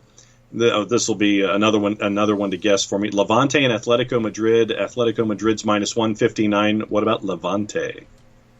Okay, let's set the scene for this one. So get your table. Levante hosting Atletico Madrid. Atleti is on 52 points, fourth in the table. Levante is 11th on 38. Levante, since coming back, has a win and 2 draws. And Atleti, since coming back, has 2 wins and a draw. So what was the Atleti number? Minus 159. Levante plus 550. Close, 516. Huh. Yeah, I don't like that one. I like Atleti much more in that match. It's a different one than the. I don't know. Maybe I'm not being fair to Leicester City, but Brighton showed something in that Arsenal game. They See did. if they can show it again against Leicester today. Absolutely. After the second game of the doubleheader, Tottenham's at minus 147 against West Ham. Barcelona minus 345 against Bilbao at 4:00. What's Bilbao's number?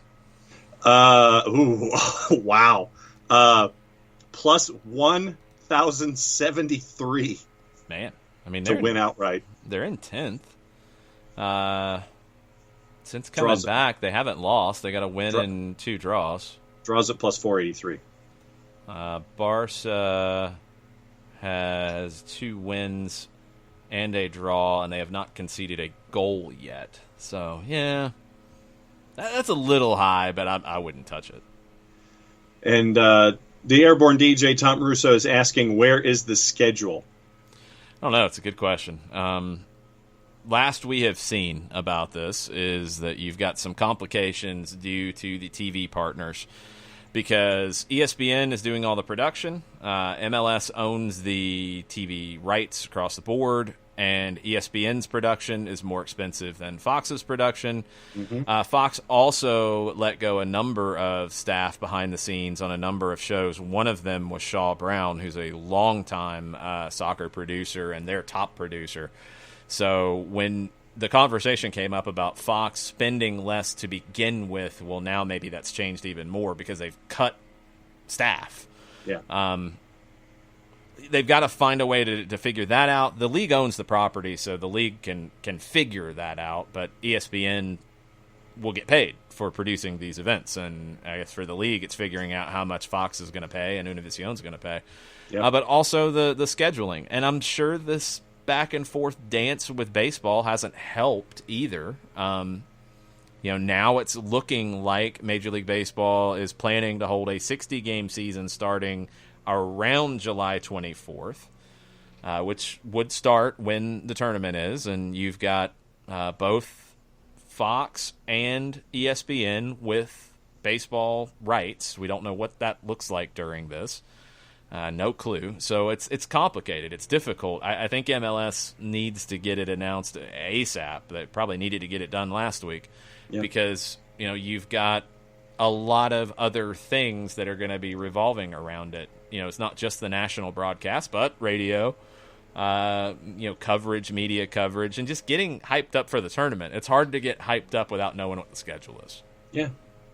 You honestly, and this is baseball down here, do you honestly think they're going to play? I think they're going to play because I think the league has the ability to push it. I don't know who's going to play. I don't know when they're going to play because I think there's still a lot of things that can trip this up. The league does have the ability, the commissioner's office does have the ability to say, we're going to play 60 games and we're going to start this day. But that's fine. you've got to get sign-off on the safety protocols, on everything related to testing. That's where the players could dig their heels in and demand things or slow the process down to where they don't play 60 games starting July 24th. So while the league has some ability here, they don't have everything. And these two cannot decide on anything, it seems like. They're both doing damage. I mean, I think the owners are doing more damage to their own property, but the players have not helped themselves either with the way they've negotiated, and both need to get it over it and get on the field. You know, neither one are benefiting from where it stands now, and we'll see where it goes. Can you hit breaking news sounder for me one more time? Yes, I can. Portland Thorns have announced their roster for the Challenge Cup. Tobin Heath will not be a part of it. And is there an explanation? Quoting Tobin, although I want to be on the field with my teammates doing what I love because of the uncertainty and risks created by COVID-19, I've chosen not to participate in the NWSL Challenge Cup. I can't even express how much I am looking forward to my next game in Providence Park, end quote. Gavin Wilkinson, GM and president of Soccer for Thorns FC, quote, we support and respect Tobin's decision regarding the tournament. Tobin has been an integral part of this club since day one, and we have no doubt she will continue to support her teammates during their time in Utah, end quote. I mean, there's nothing they can say otherwise because of the way this was negotiated, but it's a bad thing for the league to have Press, Rapinoe, and Tobin Heath opt out. That's a bad thing for the league. There's just no way around it. There's no way to sell that as a good thing here. And look, you have three players who are probably three of the highest paid players in the league opting out. You're not seeing players who are guaranteed, $30,000 a year or $40,000 a year on the bottom end of the pay scale. You're not seeing them opt out. You're seeing the players at the top end, national team players, opt out. That's three players that have opted out by choice. No injury involved. Press, Rapinoe, and Tobin Heath. And it hurts their teams, but it hurts the league more than anything. So, I don't know if there was any way around it. I don't know if you were going to be able to get an agreement to get back on the field without opening that door, but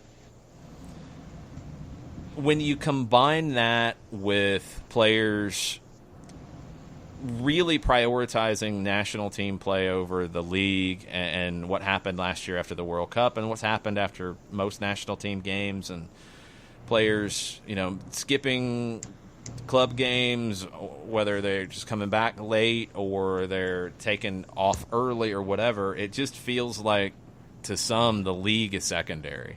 Mm-hmm. And it's hard to sell the league when it's being treated as secondary.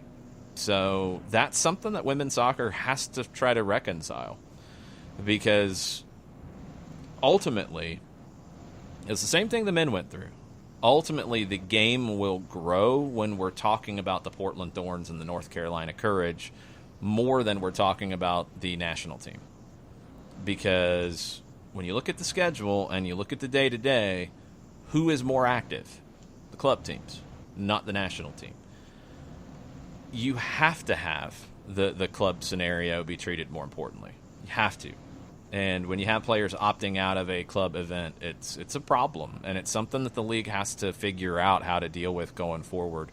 And it's something that I think the players across the board have to figure out how to deal with going forward, because it creates division. It creates separation. It doesn't grow the property. And look, I get it. I mean, if you have the ability to opt out and get full pay, there's players who are going to take that. But we've only seen three, and they're three of the highest paid players in the league. And it wasn't like the league created a protocol for safety for Utah and said, here, show up.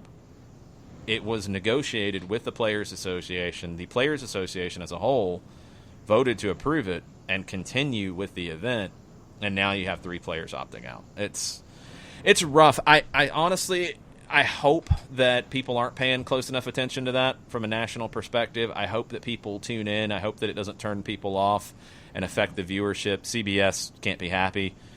I hope that's not the conversation.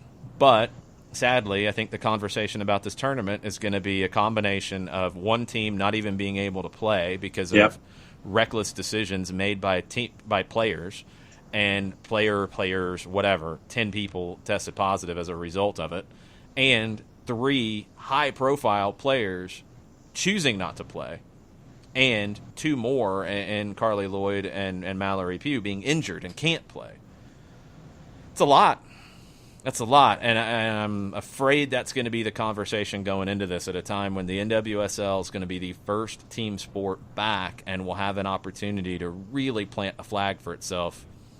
The flagpole's been broken in half. We'll see what it ends up doing in the long term, because you can still stick it in the ground, and I hope they make the best of it. But it's a frustrating thing for the league. It has to be. Daniel Price, last one on the Barney, has a little conspiracy theory going on in his head. He says really big names from the NWSL opting out, just them. Wonder why. Yeah, that's the thing, is it's not, non-national team players. It's not rookies. It's not, NWSL the rank and file, lifers. It's not the rank and file. It's 3 prominent national team players. I don't know. I mean, they don't have to say any more. Hope and Heath and Kristen Press have given a statement that they're not obligated to say any more, but I think there have to be questions. There have to be questions as to why this is the case, and we'll see if anything more comes of it. But it is going to plant a cloud over the tournament, and we'll see what that means ultimately. There are a number of great players in this league that you don't know their names yet. And it's the league is not over because of these players not participating, but now it's really going to be on the players who are to entertain and to really give it everything they have to make this an event. You're missing 3 players who are attacking, goal-scoring players with a lot of flair, and you're losing that. Others got to step up, and it's a opportunity for some, but at the big picture standpoint, it drops a cloud right over the event that is gonna be a problem and gonna be something the league has to overcome. All right, we're caught up on Twitter. What about on Twitch? That is it. That is all. We'll see what else happens today. I didn't expect to lose a team in the NWSL yesterday when we finished, but we did. We do have some good news on the Atlanta United front, with them back to training tomorrow fully. Portland will be playing that tournament opener. It will still be the tournament opener against North Carolina on Saturday on CBS. That has still been confirmed. Which roster are we waiting on? Have we got everybody in NWSL now, or was there still one? Chicago. Chicago was the last one. We'll get that here shortly. And we'll see what else happens with MLS. We're still waiting on the schedule. Maybe we'll get it at some point, and we'll know what the timeline is for these games. Fingers crossed on that. So stay tuned today. We'll be tweeting stuff out as it happens. Make sure you're following John, OSG Nelson, on Twitter. I'm at Longshoe. We'll have stuff as it breaks. But until then, we'll be back tomorrow. Mucha plata, y'all. Mucha plata, y'all.